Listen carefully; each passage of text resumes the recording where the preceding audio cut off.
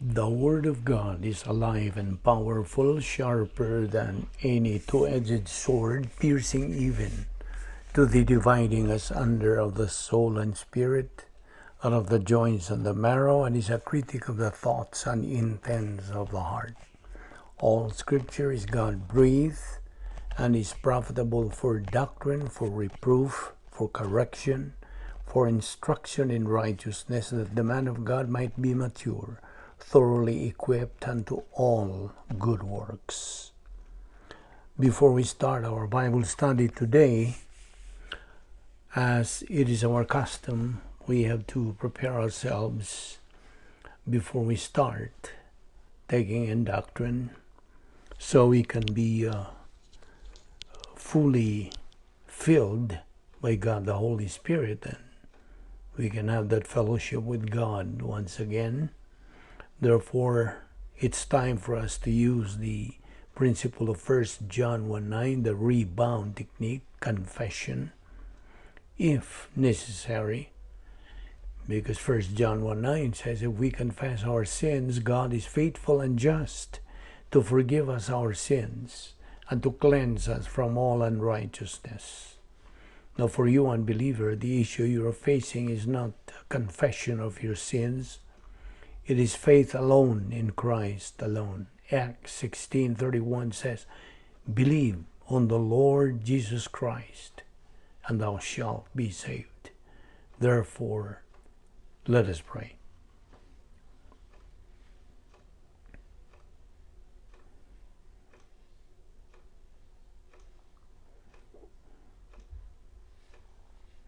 Heavenly Father, we thank you for this opportunity once again of taking us here so we can continue our spiritual momentum. We now pray that God the Holy Spirit will challenge us to these things we're going to take up today. This we ask in Christ's name. Amen. Welcome everyone to our daily Bible study, and today we're going to take up a very interesting topic, and I guess some of you would be you have second thoughts of studying with us. It's about death, and I know some people are scared to death when we study about this particular doctrine. But the title of our discussion today is Dying Grace. Okay? So if you're ready, we can start right away. First of all, it is inevitable that all of us will face physical death. We will see friends and relatives die. We know that people die in many ways, painfully, peacefully, honorably. Now, what would you do if you were in one of those airtight compartments, still alive but hundreds and hundreds of feet from the surface? Would you panic? Would you fall apart? I'm talking about the courageous men in the United States Navy who went down with their carrier after the Battle of Midway. They were trapped in airtight compartments. They endured the remaining moments of life in darkness, knowing that between them and the waves and sky above was absolutely nothing but tons and tons of water. Yet they had to sit there fully aware that sooner or later the oxygen would run out and they would die. Now, nothing produces greater fear in the human race than the thought of physical death. Satan, as the ruler of this world, 2 Corinthians 4:4, uses death as a lever to frighten and worry his subjects. Hebrews 2:14 and 15. But God never designed dying to be horrible or frightening for the believer in the Lord Jesus Christ. His plan calls for each member of the royal family of God to have a wonderful death, something to be anticipated as the dessert of life. Dying, therefore, is designed to be the best, the sweetest, the tastiest part of living.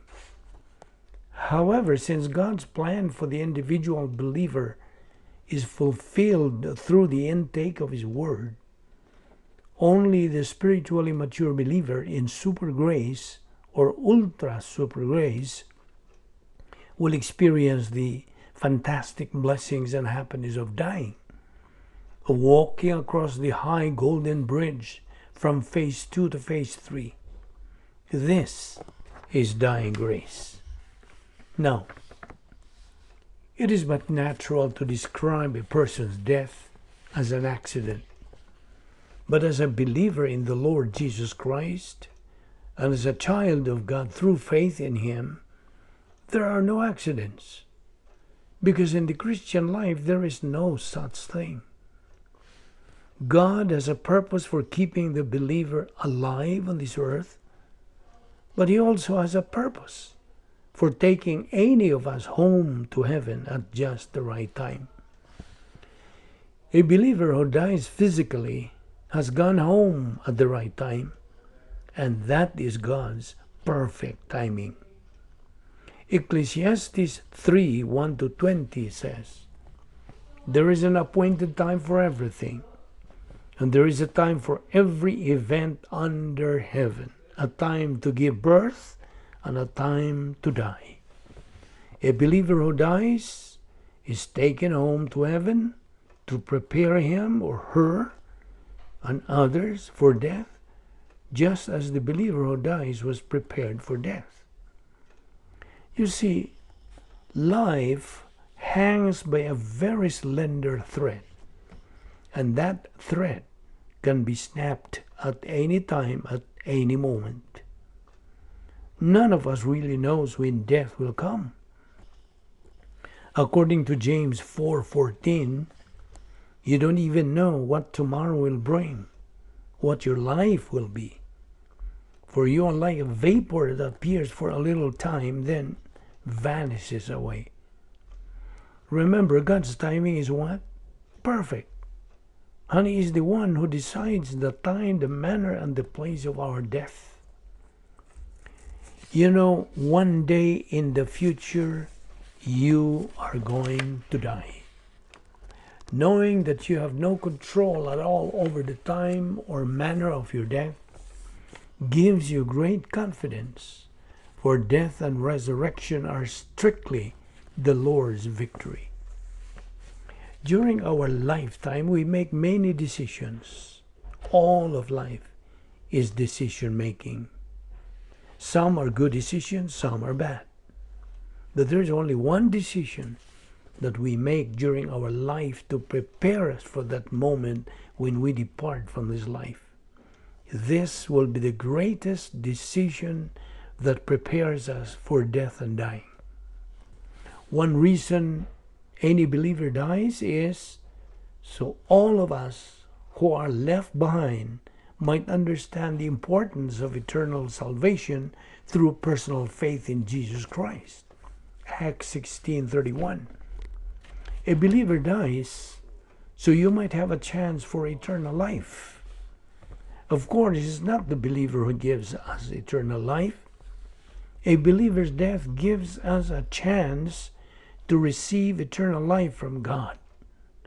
The Lord often takes people from this life so others might hear the gospel message. Time as we know it is just a drop in the bucket compared to eternity.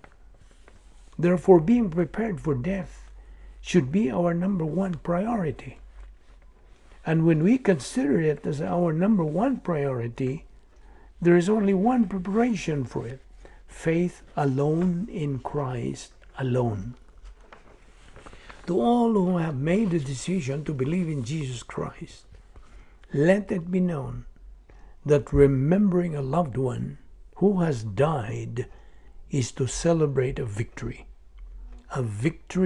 over death. You know what?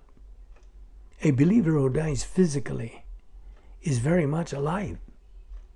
right at this moment, the believers who have died ahead of us are very much alive.